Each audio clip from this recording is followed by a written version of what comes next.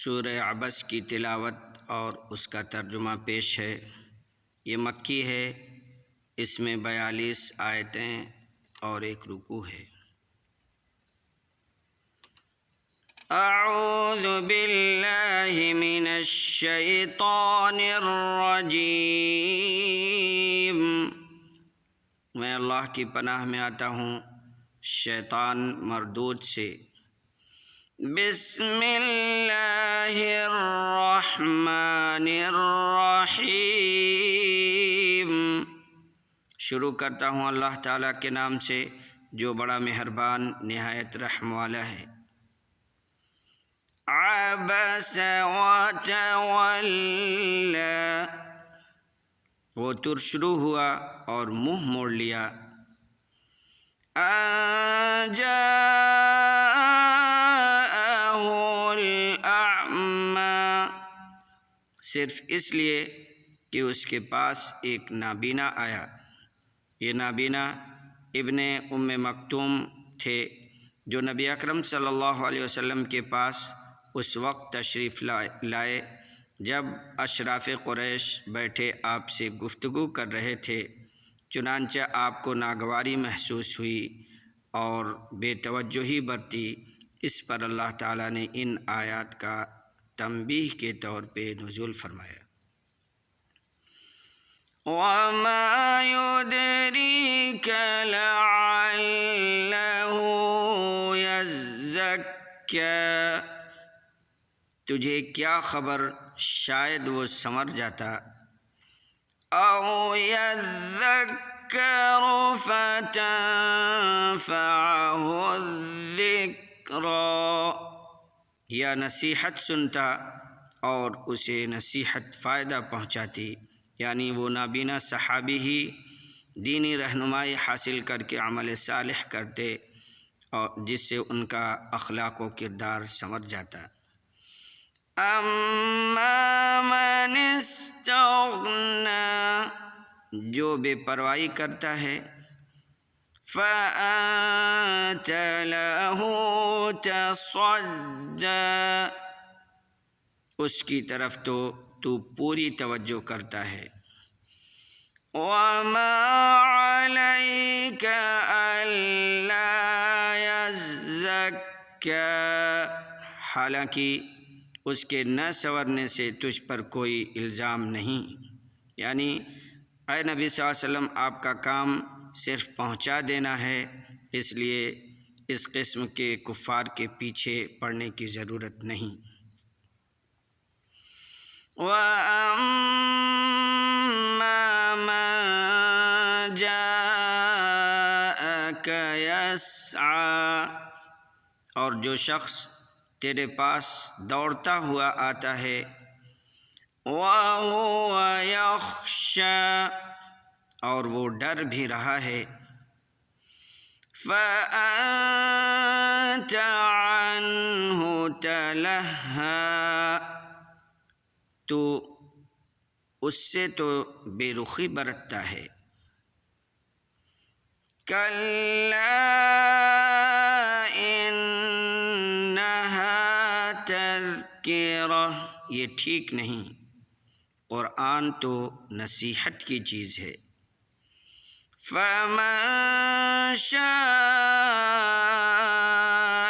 ذَکَرَہُ، جو چاہے اس سے نصیحت حاصل کرے۔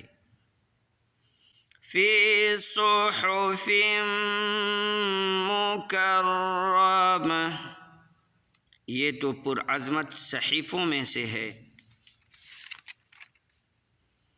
مرفوعۃ مطہرہ، جو بلند و بالا اور پاک صاف ہیں۔ بِأَیْدِی سَفَرَةٍ، ایسے لکھنے والوں کے ہاتھوں میں ہیں۔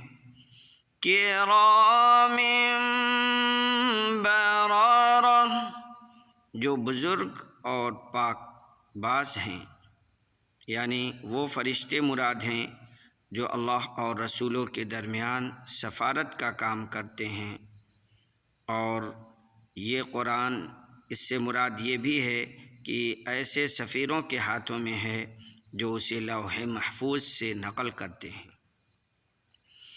قُتِلَ الْإِنسَانُ مَا أَكْفَرَهُ، اللہ کی مار انسان پر کیسا ناشکرا ہے۔ من أَيِّ شَيْءٍ خَلَقَهُ، اسے اللہ نے کس چیز سے پیدا کیا۔ من نطفہ، ایک نطفے سے۔ خلقہ فقدرہ، پھر اندازے پر رکھا اس کو۔ ثم السبیل یسرہ، پھر اس کے لیے راستہ آسان کیا، یعنی اچھائی اور برائی کا راستہ مراد ہے، یا دوسرا معنی یہ ہے کہ ماں کے پیٹ سے نکلنے کے راستے کو آسان کیا۔ ثم اماتہ فاقبرہ، پھر اسے موت دی اور پھر قبر میں دفن کیا، یعنی اللہ رب العالمین نے قبر میں دفنانے کا حکم دیا تاکہ اس کا احترام برقرار رہے، ورنہ درندے اور پرندے اس کی لاش کو نوچ کر کھاتے اور اس کی بے حرمتی کرتے۔ ثم اذا شاء انشرہ، پھر جب چاہے گا اسے زندہ کر دے گا۔ کلا لما یقض ما امرہ، ہرگز نہیں اس نے اب تک اللہ کے حکم کی بجا آوری نہیں کی۔ فَلْيَنظُرِ الْإِنسَانُ إِلَىٰ طَعَامِهِ، انسان کو چاہیے کہ اپنے کھانے کو دیکھے۔ أَنَّا صَبَبْنَا الْمَاءَ صَبًّا، کہ ہم نے خوب پانی برسایا۔ ثم شققنا الأرض شقا، پھر پھاڑا زمین کو اچھی طرح۔ فأنبتنا فيها حبا، پھر اس میں سے اناج اگائے۔ وعنبا وقضبا، اور انگور اور ترکاری۔ وزیتونا ونخلا، زیتون اور کھجور۔ وحدائق غلبا، اور گنجان باغات۔ وفاکہۃ وابا، اور میوے اور گھاس چارہ بھی اگایا۔ متاعا لکم ولانعامکم، تمہارے استعمال و فائدے کے لیے اور تمہارے جانوروں کے لیے، چوپایوں کے لیے۔ فَإِذَا جَاءَتِ الصَّاخَّةُ،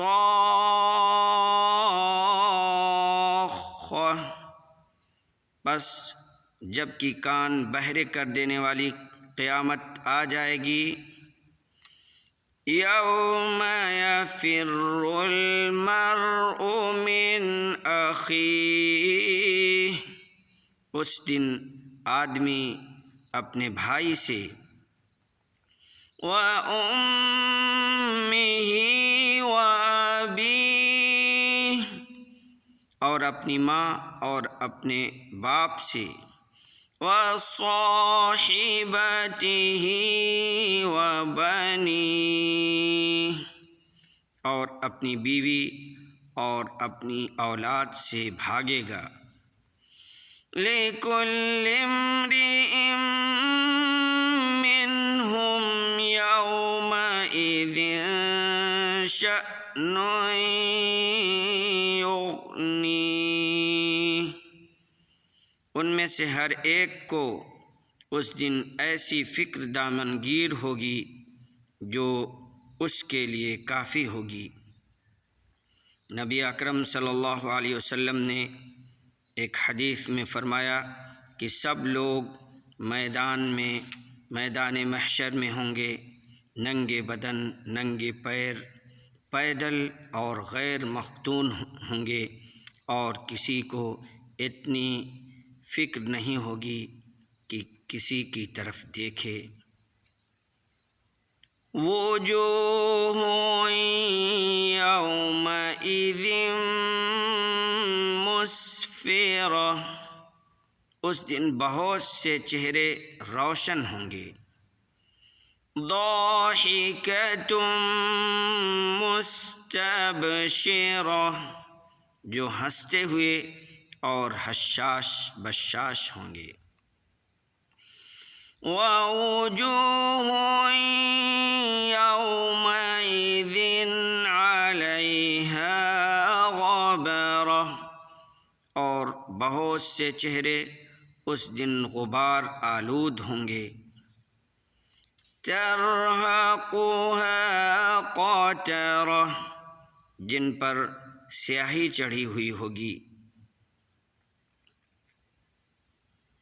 اولئک هم الکفرۃ الفجرہ، وہ یہی کافر اور بدکار لوگ ہوں گے۔